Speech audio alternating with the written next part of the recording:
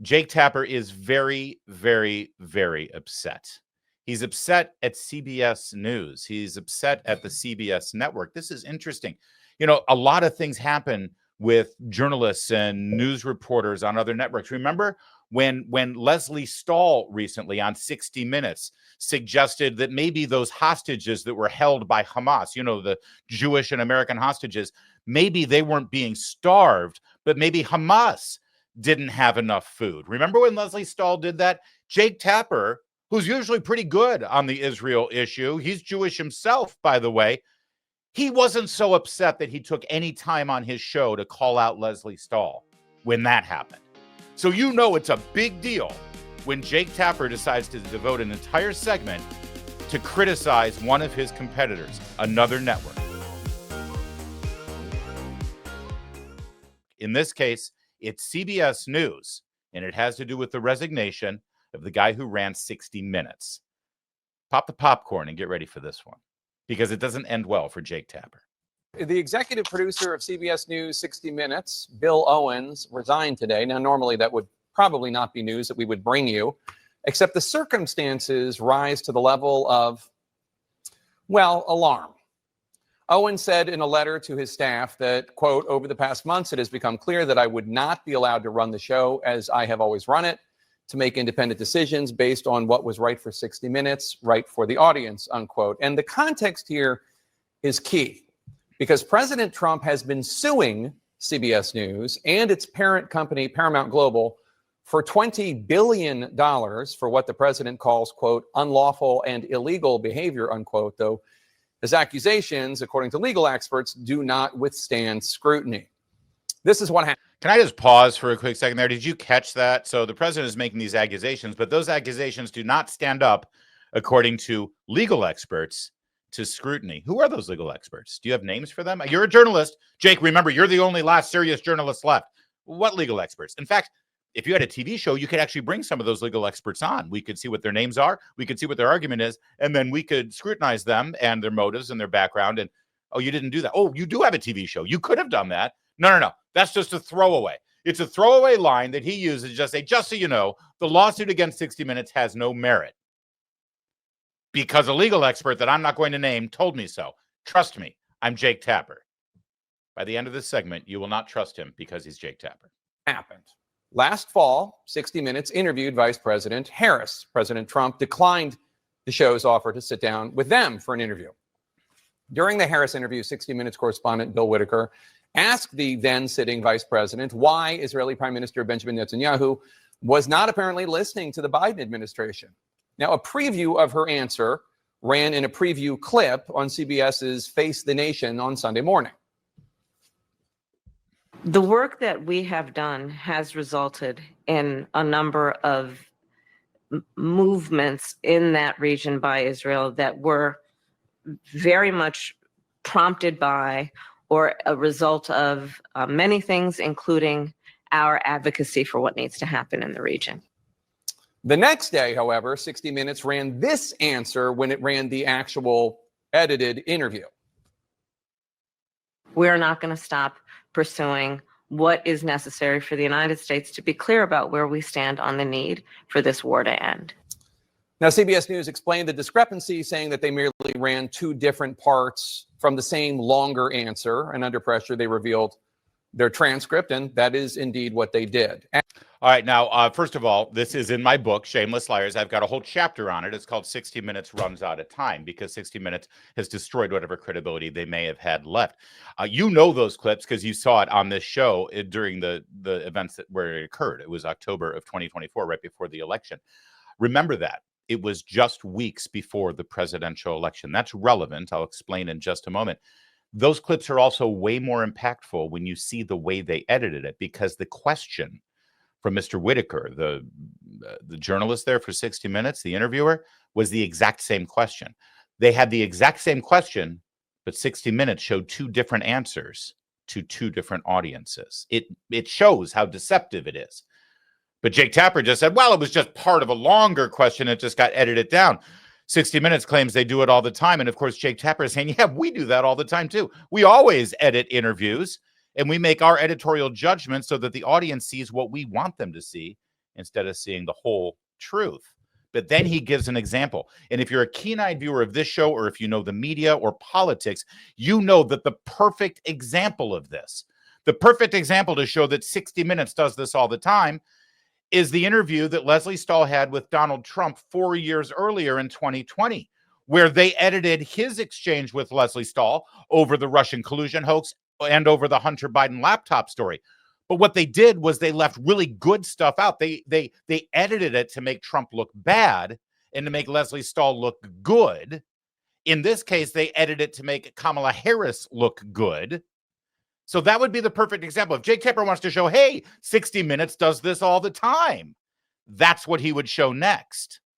But see, the problem with that is that would show that 60 Minutes does in fact do it all the time, but they do it all the time and use their judgment to make Trump or Republicans look bad and to make Kamala and Democrats look good. And so, yes, they edit all the time, but the through line here is not that they edit all the time. The through line is that they edit for political purposes. So now watch the example that Jake Tapper uses instead to prove that, you know, TV shows do this all the time. As frankly happens all the time, including with President Trump's taped interviews. For instance, just for instance, in June of 2024, this ran on Fox. Would you declassify the Epstein files? Yeah, I would. Definitive, firm, yes, I would. But as Semaphore noted at the time, the full unedited version featured Trump sounding far less definitive. Would you declassify the Epstein files? Yeah, I would. All right. I guess I would. I think that less so because, you know, you don't know it. You don't want to affect people's lives if it's phony stuff in there, because there's a lot of phony stuff with that whole world. The president alleges that editing the 60 Minutes interview and running two different answers to the same question helped Vice President Harris and amounted to electoral fraud. In reality, this is just editorial discretion. Editors do it all the time with recorded interviews, including all the time with taped interviews and Donald Trump by Fox, all the time. And legal all the time by Fox. So there's really a chance to get at Fox, I suppose. But you saw the two answers. First of all, how do we know those two answers? Because Fox Digital released the entire full interview themselves. 60 Minutes still has never released the full video of the Kamala Harris interview. They just released the transcript, and only under duress from the FCC. So pretty transparent there from Fox News when all is said and done, number one. Number two, that was in June, not weeks before the election, where the 60 Minutes Kamala Harris interview actually, through its deception, could make a difference in the outcome if anyone still watched 60 Minutes. And finally, you saw both answers. Is there really a substantive difference between the two? Other than leaving out the part where he said, well, you know, but there could be some, you know, and when he says fake stuff in the Epstein files, it means, listen, if there are fraudulent, defamatory allegations, and the Justice Department putting them out there, that could endanger somebody, right? Now, again, I'm not making excuses on the Epstein files. All I'm saying is that here's Donald Trump for one sort of being a little circumspect and maybe being a little cautious just in case. And here's Tapper criticizing that. You see the difference. The only real apples to apples comparison, if you wanted to make one, would be 60 Minutes did this in an edited interview with Kamala and then this in an edited interview with Donald Trump. The only difference is 60 Minutes edited their interview to make Trump look bad and to make Kamala look good. And that proves the point of the lawsuit, especially considering it happened just weeks before the election.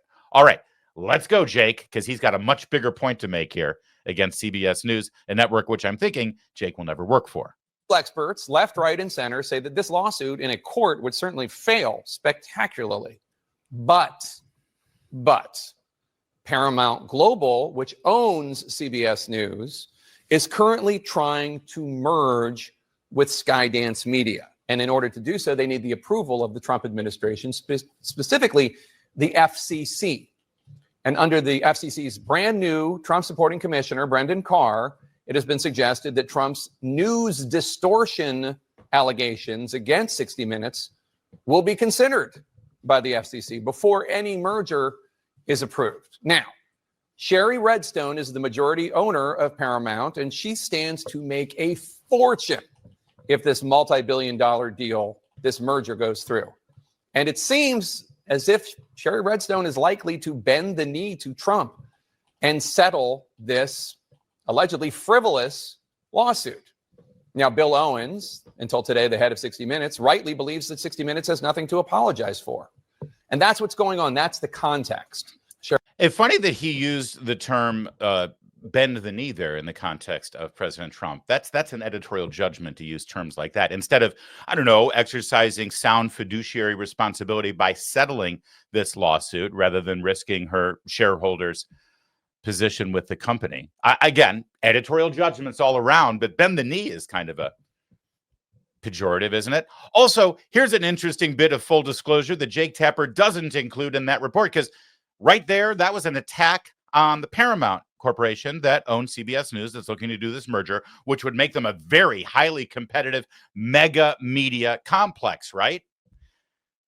So here's Jake Tapper on CNN using his platform, cloaked in the disguise of journalistic integrity, attacking Sherry Redstone and CBS News Corporation and their parent company Paramount over this impending merger deal that would make them a huge company.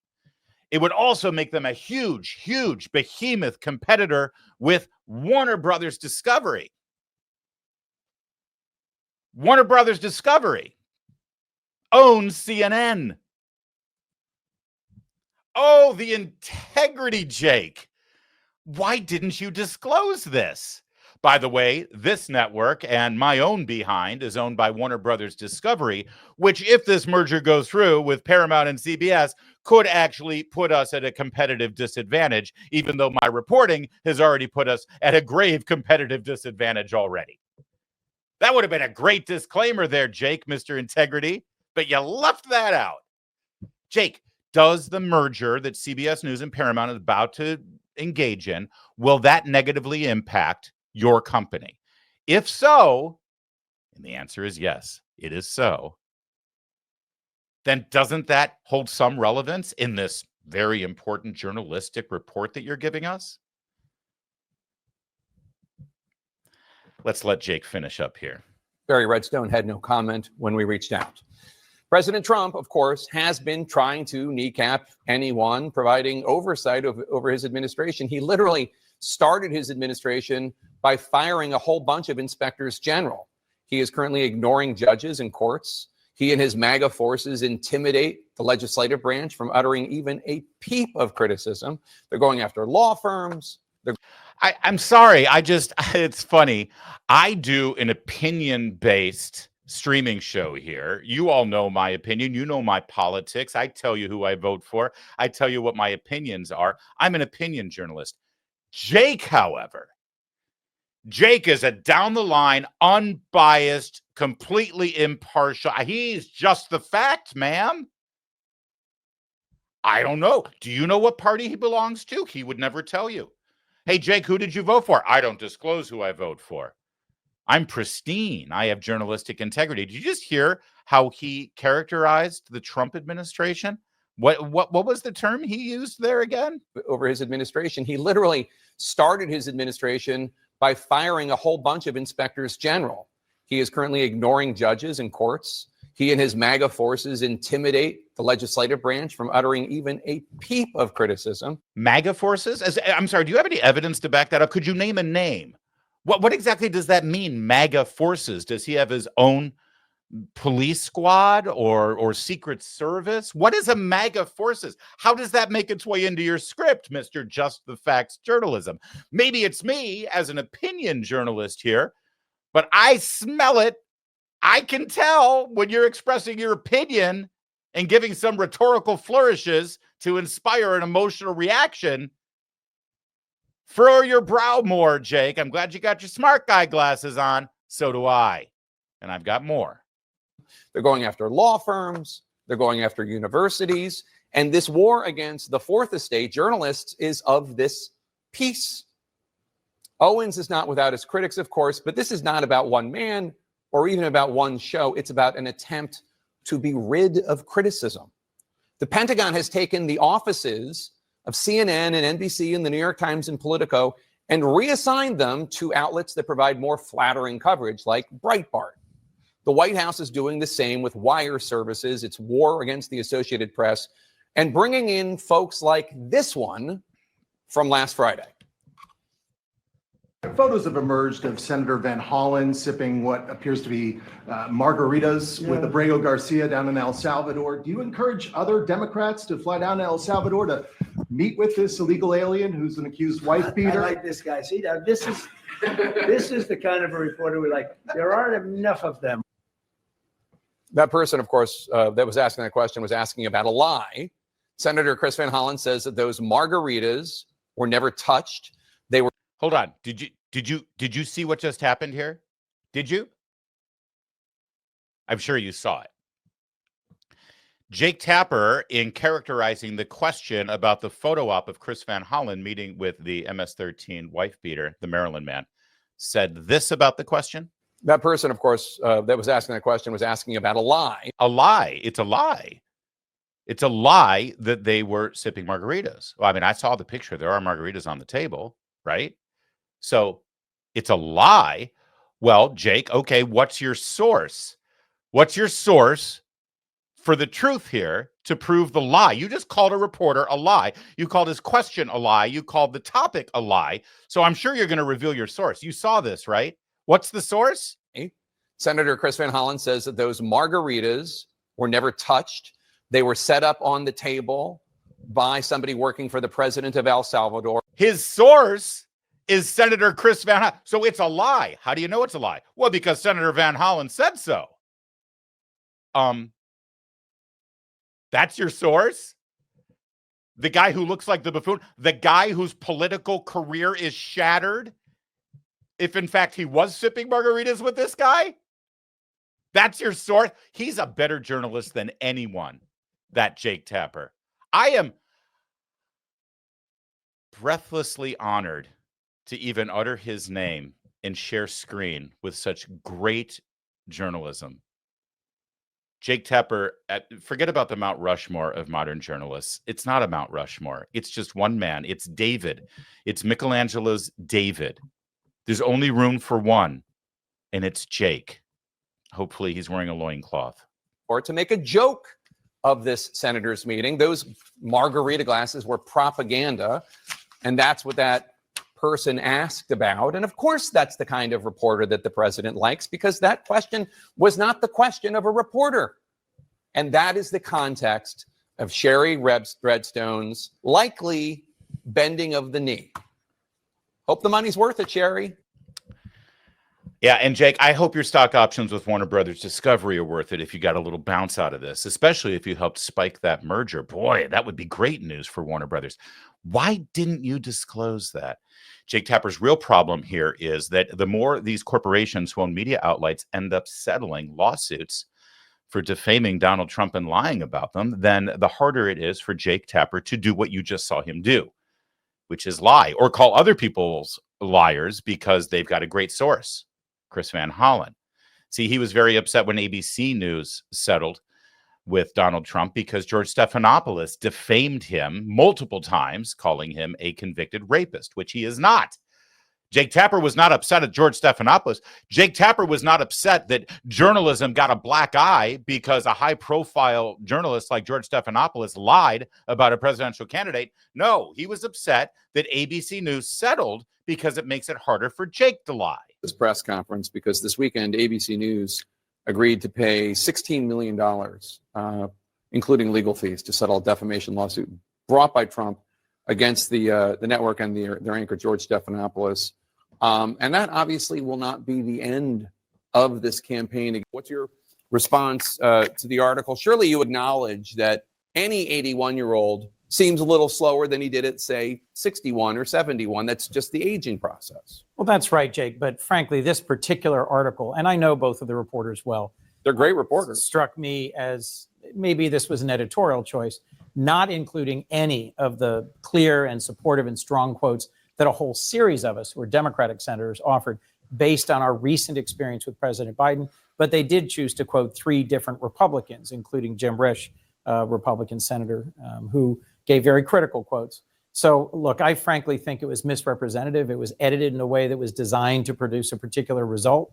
I gave a long and detailed quote about some direct experiences I've had with the president recently, where he's shown mastery of the topic, where he's led a really compelling conversation in a bipartisan context, talking about the Israel-Gaza conflict.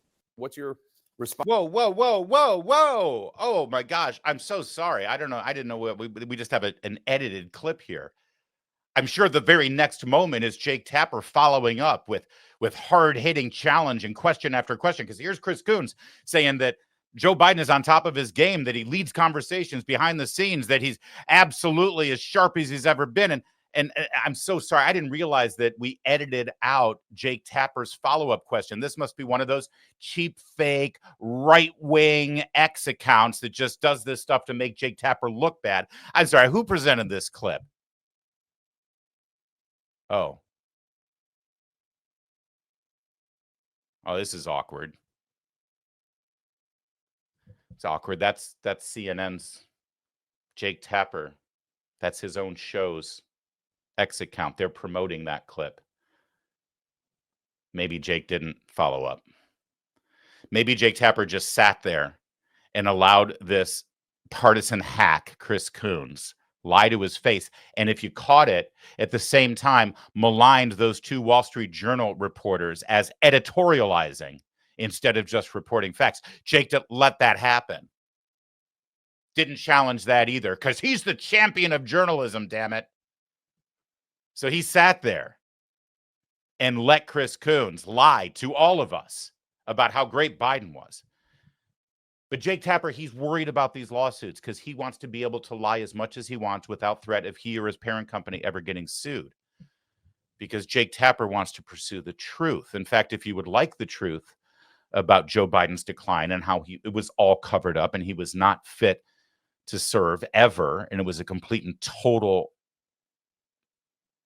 charade, Jake Tapper wants you to buy his book that he's written about that topic. It's coming out next month. Jake Tapper wrote a book about Joe Biden's health and the cover-up. I mean, after all, he had a front row seat. You just saw him sitting right there in the front row. Jake Tapper's our last great journalist. I tell you what, if you really do want to know about the decline of Joe Biden and how the media and the Democrats covered it up, I got a better book for you. By mine. Oh, Jake. We may be done with you, but we're not done with CNN.